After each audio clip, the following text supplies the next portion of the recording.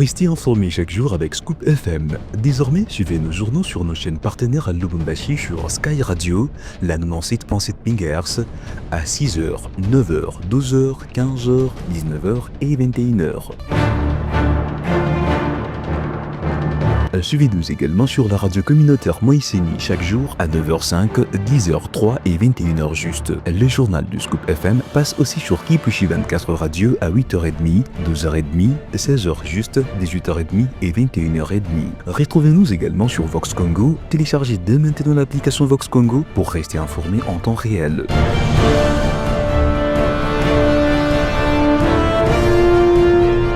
Scoop FM, suivez-nous sur notre page Facebook et sur notre chaîne YouTube pour tout savoir sur l'actualité locale, provinciale, nationale et internationale. Scoop FM, la neutralité réelle. La neutralité réelle.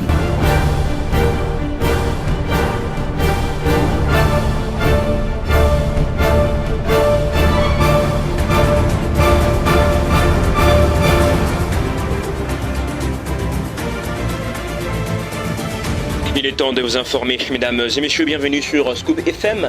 Armel Mutombo à la présentation de ce journal. Le titre, un seul titre aujourd'hui, conférence de Paris, Emmanuel Macron annonce l'ouverture prochaine de l'aéroport de Goma. Mesdames et messieurs, restez avec nous pour plus de détails. Encore une fois, mesdames et messieurs, bienvenue dans cette nouvelle édition du journal. Ouvrons ce journal par cette information en marge de la conférence de soutien à la paix et à la prospérité dans la région des Grands Lacs. Ce jeudi à Paris, le président de la République, Félix Tshisekedi, a échangé avec M. François Hollande, ancien président de la République française. Leurs échanges ont porté sur plusieurs sujets énergétiques et environnementaux de première importance, à savoir le suivi des engagements de la COP21, le rôle du bassin du Congo dans la régulation climatique mondiale et la présentation du mécanisme de financement climatique structuré que Carrousel Bioénergie met actuellement en place à travers le fonds Arche du bassin du Congo. Dans un autre chapitre, l'ancien président français est revenu sur la crise sécuritaire, sanitaire et humanitaire en République démocratique du Congo. À ce sujet, François Hollande se dit sensible à la situation qui prévaut dans l'Est de la RDC. Mesdames et messieurs, comme annoncé au sommaire, conférence de Paris, Emmanuel Macron annonce l'ouverture prochaine de l'aéroport Goma pour les vols humanitaires qui sera complété par les corridors humanitaires. C'est là dans le respect de la souveraineté de la RDC. Suivez. Aujourd'hui, ensemble, nous avons franchi une étape et je suis fier d'annoncer que vous avez collectivement mobilisé plus de 1,5 milliard d'euros d'assistance pour les populations les plus vulnérables. Merci à vous toutes et tous de ces engagements.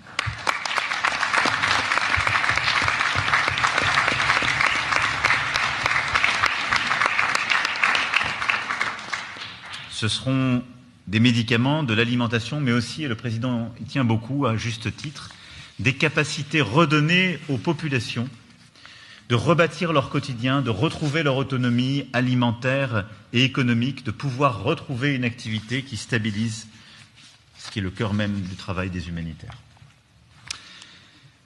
Enfin, nous avons voulu des garanties concrètes sur l'accès humanitaire, la protection des travailleurs, la libre circulation de l'aide, l'absence de taxation de leur activité. Des voies, des moyens, des résultats, voilà les 3 piliers de notre engagement.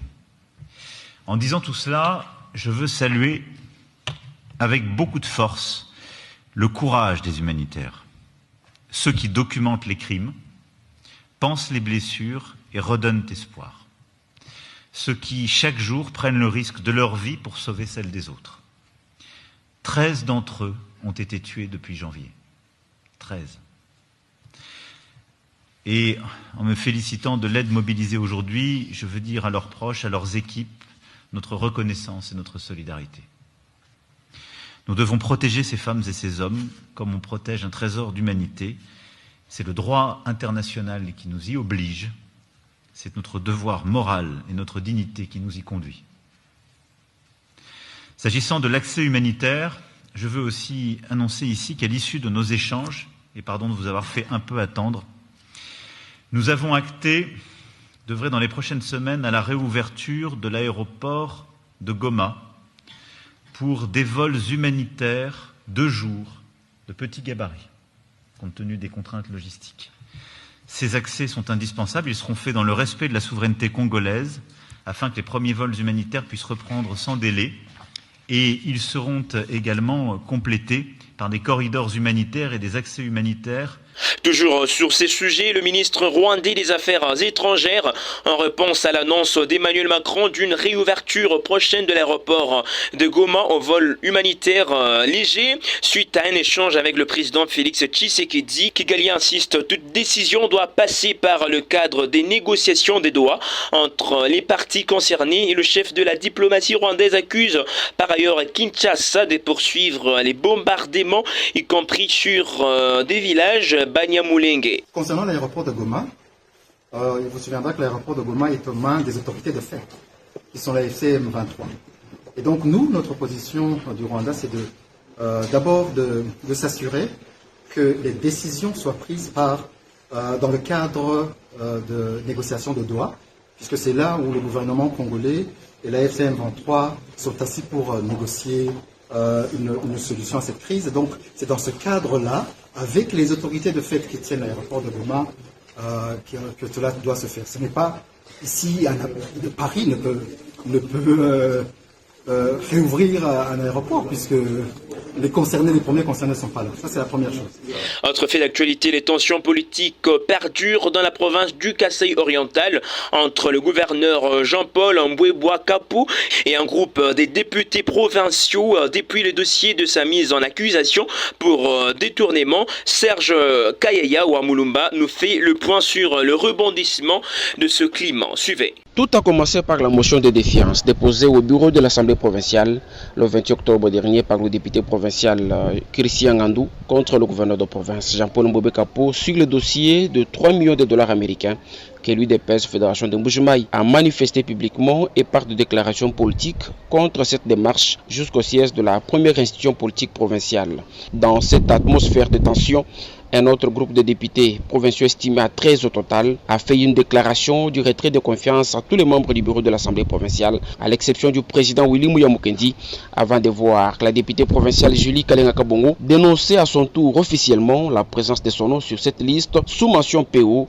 sans être consulté en avance. C'est sur fond de tension qu'un groupe de manifestants de l'UDPS Mbujimaï proche de l'autorité provinciale est allé saccager le siège de l'Assemblée provinciale, selon les sources concordantes, en cassant les vitres de la salle de plénière devant l'indifférence totale de la police de garde. La plénière déjà convoquée ce vendredi matin pour statuer sur cette motion de défiance a été annulée en dernière minute à la veille par le télégramme du VPM de l'Intérieur, Jacques-Men Chabaniloukou, qui invite en urgence ce même vendredi à Kinshasa les membres du bureau de l'Assemblée provinciale et le gouverneur de province Jean-Paul Mbwebwa Kapo pour consultation. C'est donc un dossier à suivre. Direction Tanzanie, le gouvernement tanzanien a prolongé le jeudi 30 octobre 2025 le confinement imposé à sa population la veille en raison du chaos électoral. Policiers et soldats surveillant les rues de la plus grosse ville après des manifestations violentes au bilan toujours incertain. Promu à la succession de John Magufuli à sa mort en 2021, Samia Suluhu Hassan aspire cette fois à être élu, salué dans un premier temps pour avoir assoupli les restrictions instaurée par son prédécesseur. Elle est aujourd'hui accusée de mener une répression sévère contre ses critiques. L'important dispositif sécuritaire mis en place mercredi n'a pas dissuadé des centaines de personnes, surtout des jeunes hommes, de manifester à Dar es Salaam, attaquant des bureaux de vote et incendiant un poste de police dans la capitale économique la plus peuplée du pays.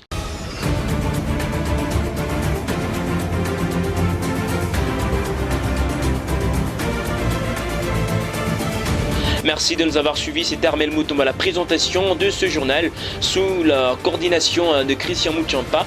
On se donne rendez-vous très prochainement pour une nouvelle session d'information. D'ici là, portez-vous bien.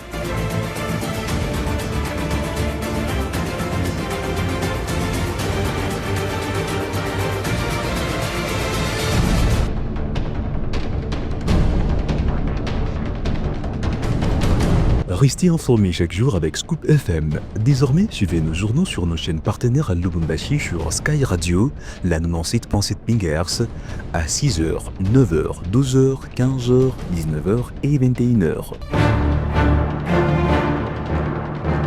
Suivez-nous également sur la radio communautaire Moïseni chaque jour à 9h05, 10h03 et 21h juste. Le journal du Scoop FM passe aussi sur Kipushi 24 Radio à 8h30, 12h30, 16h juste, 18h30 et 21h30. Retrouvez-nous également sur Vox Congo. Téléchargez dès maintenant l'application Vox Congo pour rester informé en temps réel.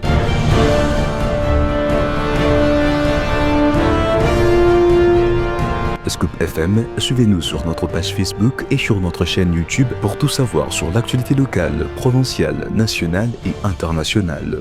Scoop FM, la neutralité réelle. La neutralité réelle.